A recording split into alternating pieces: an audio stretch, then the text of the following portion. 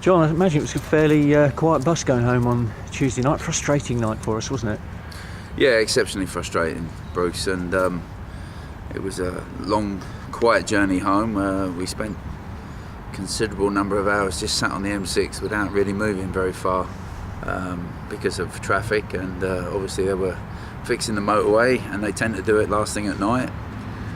So they literally closed it down. I think we went all around Stratford as well. We couldn't get through down the M42. We had to go around Stratford, so we had a bit of a sightseeing tour on the way home. It was a very long journey, a very quiet journey. But I took the opportunity in putting the DVD on of the match against Port Vale, when we can actually look at it, and the players can look at it and analyse it and see how well we played, but also to see the opportunities that we missed in the game. We should have wrapped the game up at half time. We should have been at least 3 goals clear. Would have made certainly the second half that much easier. But it's always been missed chances really that we've lived to regret, and in many games, and certainly on this current run, there's been blatant opportunities that we've not taken, and consequently, you make one mistake at the back, and it's cost us very dearly. So everyone's very aware of it. I also remember when we went up to Walsall at the end of January, I think it was. No, I beg your pardon, it was the end of February. We went up to Walsall, and we beat Walsall 2-1, and then Walsall actually went the next 6 matches. They lost 5 out of the 6, and they, at the time, they were top 8. They were going for a playoff position, and you would never think a team of their quality could possibly lose 5 out of 6, but they actually lost 4 on the trot before they played Crewe, funnily enough, when they got a 1-1 draw, and then they went on and lost the next game. And so it has happened to other teams in our division, a team as good as Walsall. So certainly Walsall got themselves back together again. They got back out there on the pitch and just continued to do what they were doing, and they turned good performances into victories, and that's really what we have to do. We just need to get a few more victories just to make our league position look a lot better than it is at the moment. It's not as if we're not creating the chances. If we were, that would be even more concerning, I suppose, wouldn't it? Yeah, I mean that's what I've tried to get through to the players. I don't want to come away from the fact that we're playing some very good football, and it's all well and good saying that you play well, but when you create chances, you've got to take them, and we've certainly been very guilty in not taking opportunities, and that was more evident, I think, on Tuesday night than it's been in many of the games before. We've never created that many chances in a game. Port Vale had 1 corner.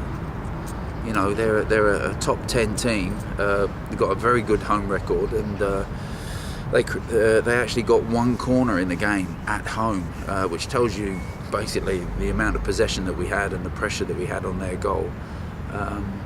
So it was a really difficult pill to swallow for all of us on Tuesday night. But the only way you can put it right is out here on the pitch. And as you quite rightly say, that we ain't doing too much wrong.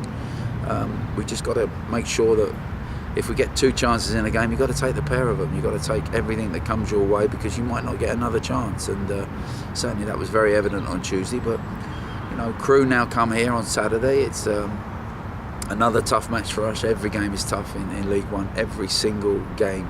There is no such thing as an easy game in League One, ever.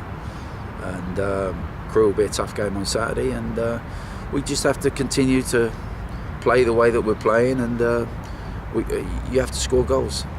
Quite simply, goals win matches. And when I look at Matty Tubbs' contribution, Matty's scored 7 goals in 11 games. That speaks volumes.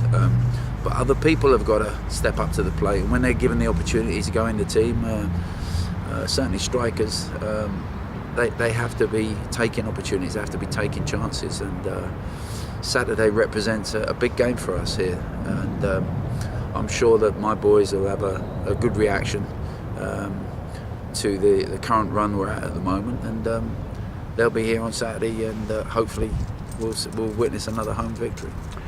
I guess you'd settle for a sort of repeat of the last 2 Saturday games here, which we've won 1-0 without playing that well. I mean, sometimes it works like that, doesn't it? You just need maybe a scrappy win to kickstart there? Yeah, well Mickey said it. Mickey Adams said after the game the other night, that they've played much better than that and got beat, and that's how it is. And Mickey was saying that it evens itself out over the season. Well, of course it does. And if we continue to play well, and the wins will come. You're quite right in what you say. Colchester and Peterborough, they weren't particularly classic football matches. They were really hard fought wins. They were battles. Both games were battles. We scored obviously very late against Peterborough here with a penalty, but after that against Colchester we scored pretty early on by our standards, and it was a fight. It was a dogfight right to the end, and they put us under enormous amounts of pressure, but we managed to hang on without playing particularly well. So yeah, I'd settle for that on Saturday, Bruce. I'd settle for a win any day of the week. I don't really care what it looks like at the moment. You have Carl McFadzean back tomorrow, which is another option, and I just wondered how Got to play him up front. Yeah, exactly. Well, he has scored a few goals, to be fair. Absolutely. I mean, he's not the worst finisher. No, exactly. But and Matt Tubbs, what's the latest on him? Is he got a chance, do you think?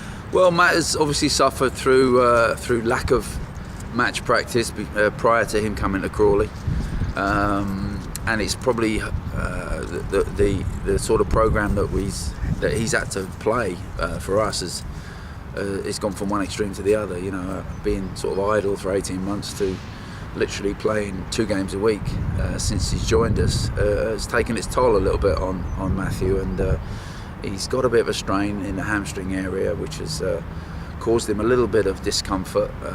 He's not, when he's played, he's not been playing flat out, as you probably noticed. Against Wolves, he played for about 60 odd minutes, and we had to make a change because the hamstring was tiring, and we had to kind of protect him because if we were to lose him with a serious hamstring injury, that's almost his season over.